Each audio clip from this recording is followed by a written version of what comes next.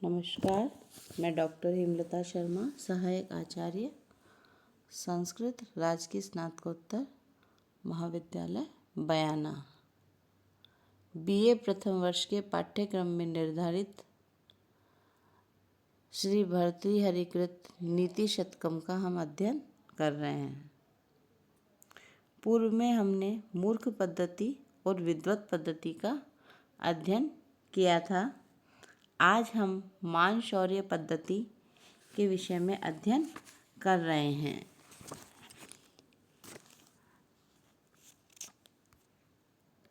यहाँ मान अर्थात प्रतिष्ठा और शौर्य अर्थात वीर भाव की सभी लोगों को आवश्यकता होती है और विद्वानों के लिए भी यह आवश्यक है। इसलिए कवि ने विद्वत पद्धति के पश्चात मान शौर्य पद्धति के विषय में बता रहा है कि शुद्ध श्यामो अपि जरा कृशो अपि शिथिल प्रायो अपि कष्टाम दशाम आपन्नो अपि विपिन्न दिधितिरपि प्राणेषु नश्यस्वपि मत्तेभेन्द्र विभिन्न कुंभ पिशित ग्रासेक बद्ध स्पृहा किम जीर्णम तृणम अत्ति मान महताम अग्रेसर है केसरी।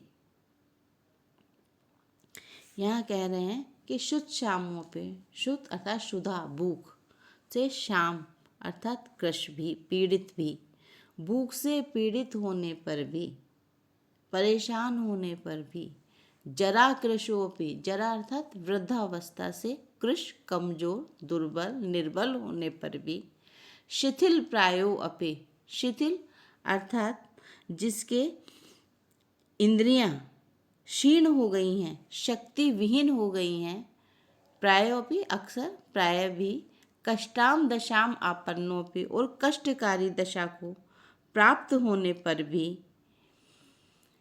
विपिन्न दिधितिर अपि, विपिन्न नष्ट हो गई है, दिधि अर्थात तेज, अर्थात जिसका तेज भी क्षीण हो गया है, और प्राणेषु नश्यस्सु अपि, और प्राणेषु प्राणों के, नश्यस्सु अपि नष्ट होने पर भी, अर्थात मृत्यु के निकट पहुंचने पर भी,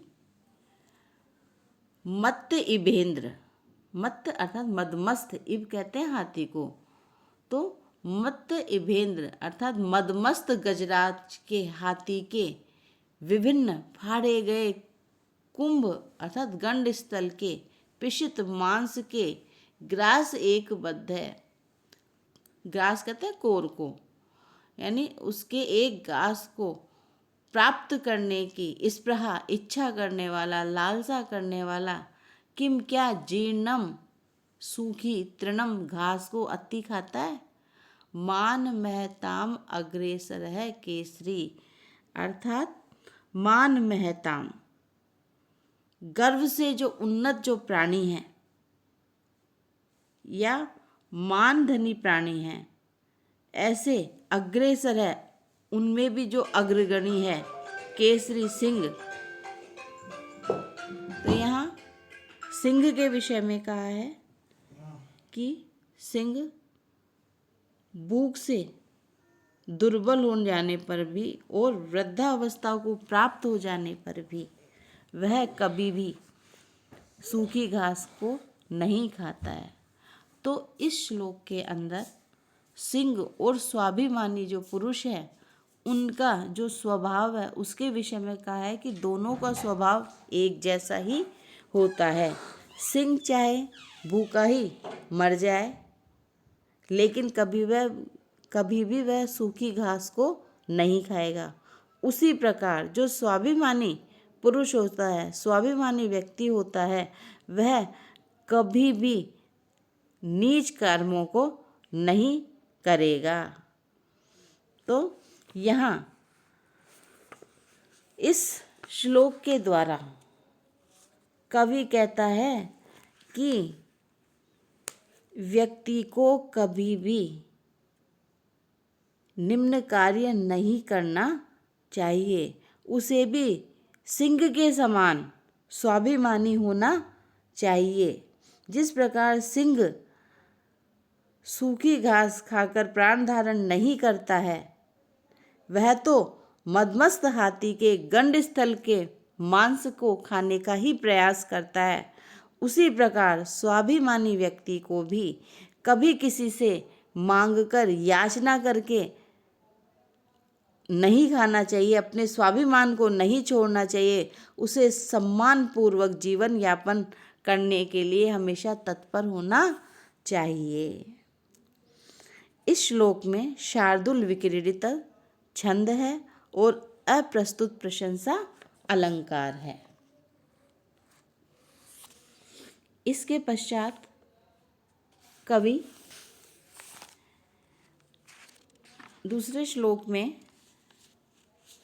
अर्थात जो मानशौर्य पद्धति है, इसका दूसरा जो श्लोक है उसमें शूद्र जीव की प्रवृत्ति कैसी होती है और स्वाभिमानी व्यक्तियों की प्रवृत्ति कैसी होती है, अर्थात दोनों की जो प्रवृत्ति है वो विपरीत होती है।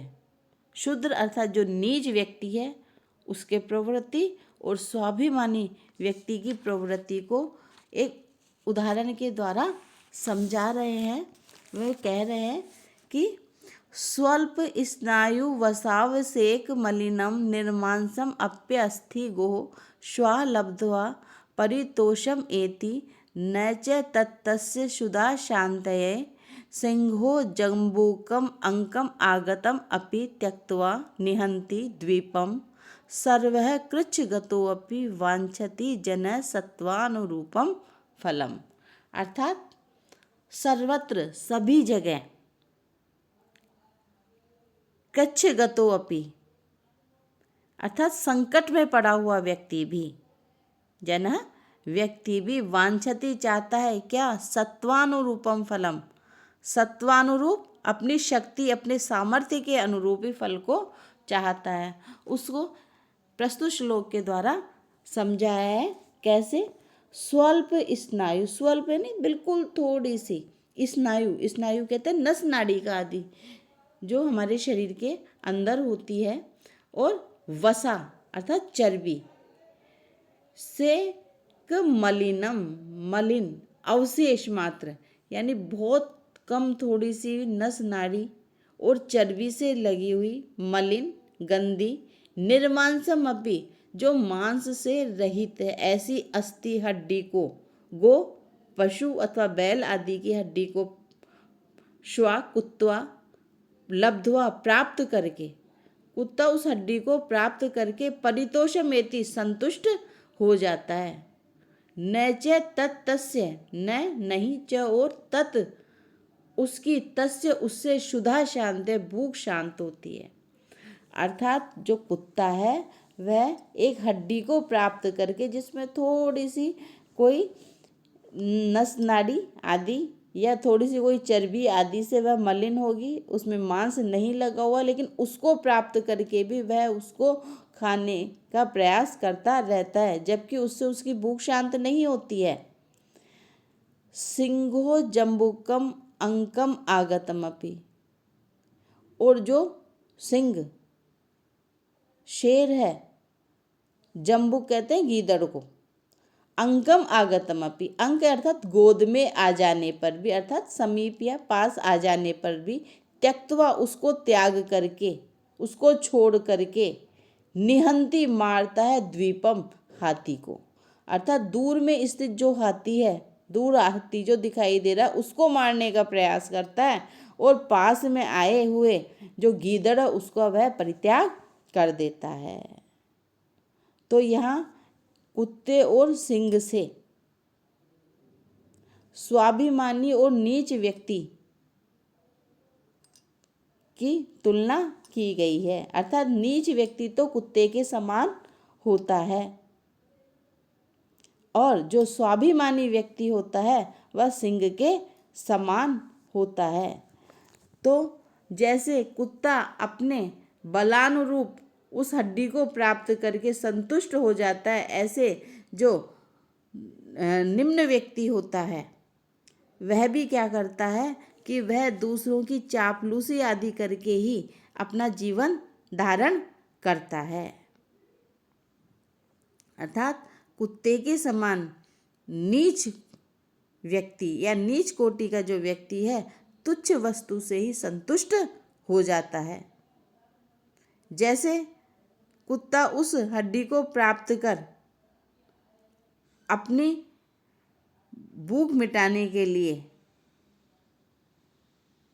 जबकि उसकी उस हड्डी से भूख शांत नहीं होती है, लेकिन वहीं संतुष्ट हो जाता है, ऐसे ही जो नीच व्यक्ति है या कहो शूद्र व्यक्ति है वह मलिन कार्य भी कर लेता है, लेकिन स्वाभिमानी व्यक्ति सिंह के समान होता है। वह कितना ही विपत्ति या संकट की स्थिति को प्राप्त हो जाए, लेकिन अपने पौरुष को, अपने पराक्रम को, अपने बल का कभी भी त्याग नहीं करता, अपितु उसके अनुरूप ही कार्य करता है, अर्थात सम्मान पूर्वक अपनी जीविका निर्वाह करता है।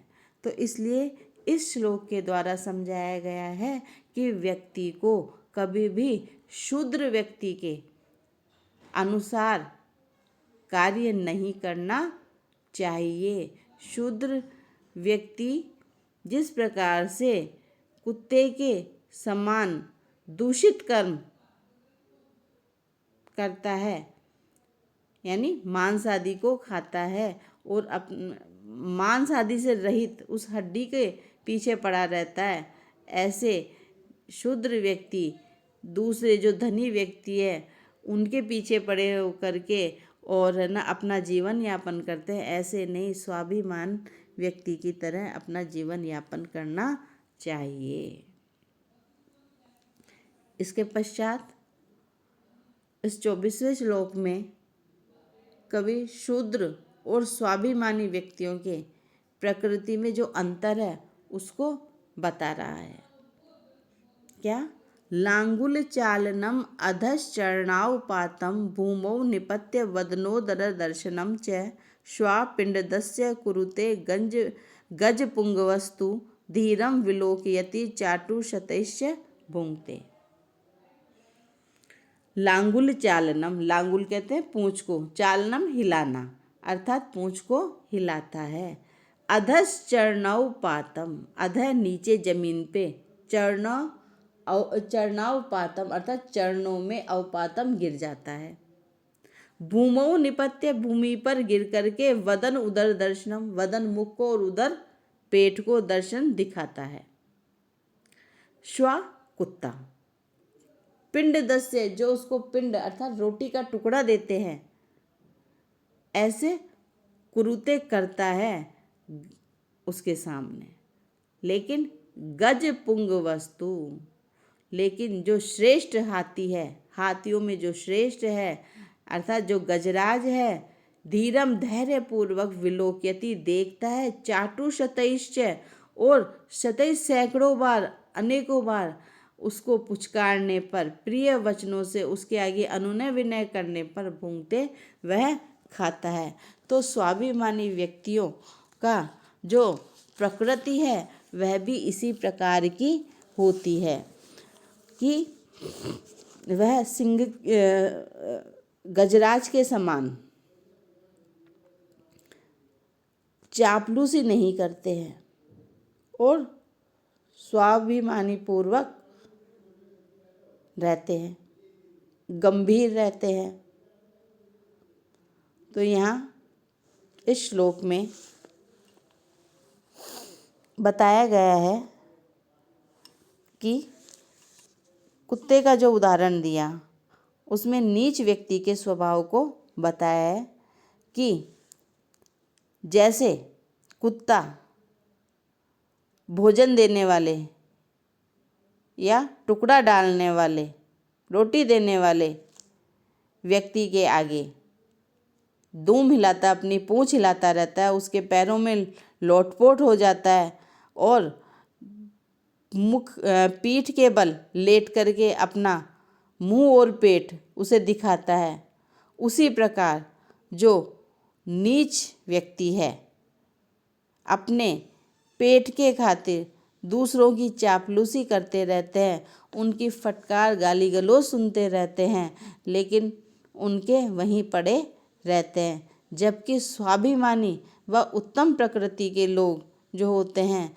वह गजराज के समान स्वाभिमानी होते हैं। वह अपने पेट के खातिर निकृष्ट कार्यों को कभी भी नहीं करते हैं। तो कवि ने कहा है कि व्यक्ति को हाथी के समान होना चाहिए, उसे कभी भी निकृष्ट कर्म नहीं करने चाहिए। धन्यवाद। आज इतना ही।